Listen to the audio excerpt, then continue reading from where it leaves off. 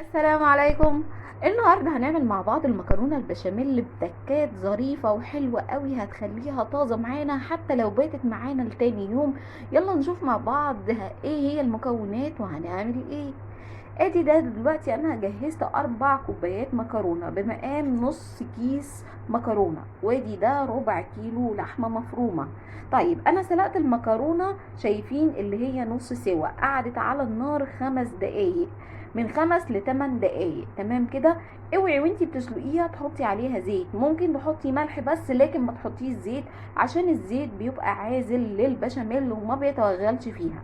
تمام كده. يلا نشوف مع بعض هنعمل ايه. ادي اهو انا جهزت حله فيها معلقه صغيره من الزبده، زبده على سمنه. الخلطه اللي انا بعملها وانا وريتها لكم. تمام كده. تعملوا خلطه زبده على سمنه بتبقى حلوه جدا وريحتها حلوه قوي في الاكل. تمام كده. تسيح معانا وننزل بالبصل بتاعنا. ادي هنا انا نزلت ببصله مفرومه، تفرميها تبشريها تقطعيها، مش مشكله، بالطريقه اللي انت تحبيها. تمام كده. نشوحها كويس، وهي بتتشوح كده هنزل بمعلقه الثوم دي. تمام كده.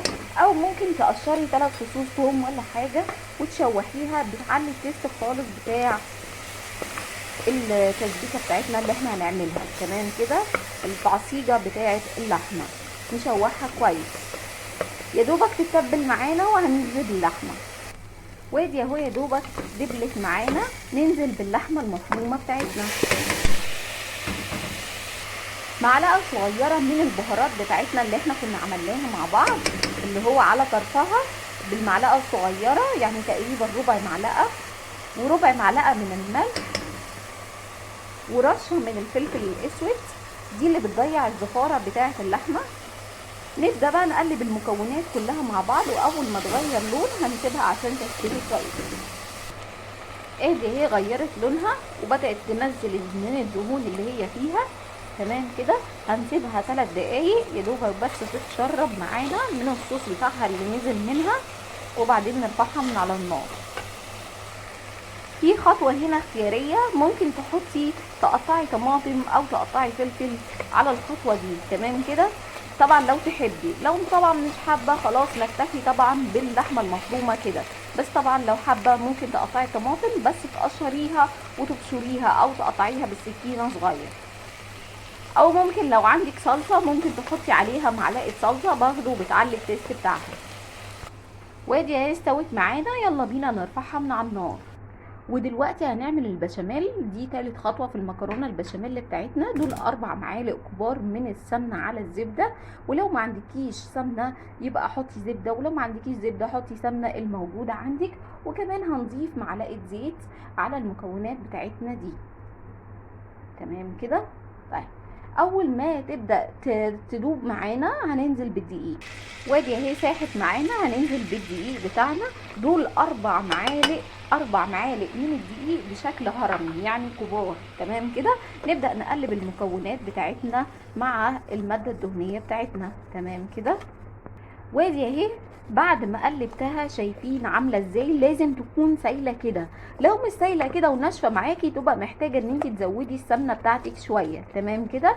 احنا بنقلبها اهو لحد ما يعني اللي هو تتشرب مع السمنه وطعم الدقيق يروح منها، وريحه الدقيق هتلاقيها راحت عشان ما يبقاش ظاهر في البشاميل بتاعي. لكن احنا مش هنستنى لحد ما الدقيق يغمق معانا عشان البشاميل بتاعنا برضو يبقى شكله حلو ولونه حلو. وادي الريحه معانا اهي بدات اللي هو ريحه الدقيق تروح. نبدا ننزل باللبن. اللبن ده ولا هو سخن ولا هو بارد، هو بدرجه حراره المطبخ، يعني اللي احنا غليناه وبرد. تمام كده. هنبدا ننزل بيه. ده كيلو لبن. طب لو انا ما عنديش كيلو لبن، عندي نص كيلو لبن، وانتي بتغليه ضيفي نص كميه ميه عليه وسيبيه يغلي على النار. وبعدين هنفضل ايدينا طبعا في البشاميل كده على طول، وهننزل دلوقتي بالمضرب عشان يفكك اي كتل هتتكون معايا، ولازم ايدك تبقى فيه لحد ما يتقل معاكي. هحط على البشاميل بتاعي مرقه دجاج، وربع معلقه من الفلفل الاسود، ونص معلقه ملح، والبتاع، وتقعدي تقلبي اهو بيتقل معانا. شايفين وادي اهو بعد ما خلص معايا، شايفين القوام بتاعه مناسب جدا. طبعا مرقه الدجاج دي اختياري، لو تحبي تحطي طبعا هي بتدي تيست عالي جدا، لو مش حابه خلاص. لو عندي جبنه موتزاريلا ممكن تحطيها، لو عندك قشطه ممكن برضو تحطيها في البشاميل بتاعك. هنسيبه يهدى شويه اللي هو يكون دافي، واقول لكم هنعمل ايه. وادي اهو البشاميل معايا بقى اللي هو ولا سخن ولا اللي هو بارد، يعني اللي هو دافي تمام كده. هنزل بيه معلقه البيكنج باودر دي. البيكنج باودر ده المعلقه دي هتخلي البشاميل معايا فريش طول الوقت، يعني اللي هو لو بات عندي المكرونه بتاعتي باتت عندي، هتفضل المعلقه دي مخليه البشاميل طازه وشكله فريش، اللي هو هتيجي تاكلي البشاميل تاني يوم هيبقى معاكي كانه فريش، كانك لسه عاملاه تمام كده. يلا نقلب المكونات كويس قوي. وادي حشت نص كميه البشاميل، والنص التاني هنزل فيه المكرونه زي ما انتم شايفين، نقلبها كويس قوي. وادي اهو قلبتها كويس قوي، شايفين اللي هي متنغنغه بالبشاميل تحفه يعني. وهننزل دلوقتي باللحمه المفرومه بتاعتي. مش المفروض كنا ننزل بيها في الصينيه اللي هو راق وراق، لا، انا هحطها على المكرونه واقلبها كويس قوي، لان دي بتبقى احلى كتير من انها في النص.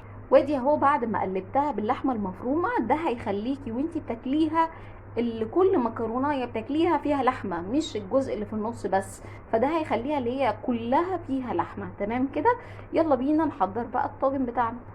وادي اهو حضرت الصينيه اللي انا هحط فيها البشاميل بتاعي. حطيت طبقه من البشاميل في الارضيه كده تمام، ووزعتها وهبدا بنزل بالمكرونه.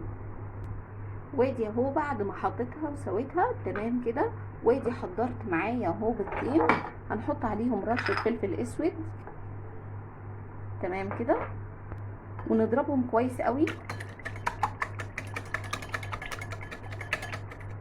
واحنا حايشين دلوقتي نص البشاميل. ادي نص البشاميل، هنبدا ننزل بنصه على البيض. ادي نزلت بنصه على البيض وهبدا اضرب كويس قوي. وادي النص التاني هنزله على البشاميل على المكرونه بتاعتي من فوق. ادي اهو حطيت البشاميل على الوش، شايفين عامل ازاي. هبدا بقى اضرب المكونات دي كويس قوي واحطها برضو على الوش.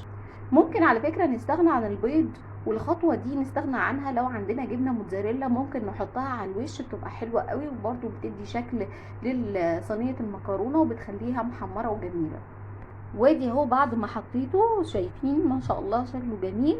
لو في اي زيادات عندي امسحها عشان الصينيه ما تتحرقش وتبقى شكلها حلو معانا، خصوصا في العزومات بتبقى جميله قوي. دلوقتي يلا بينا، احنا مسخنين الفرن، ندخل المكرونه بتاعتنا على الشبكه.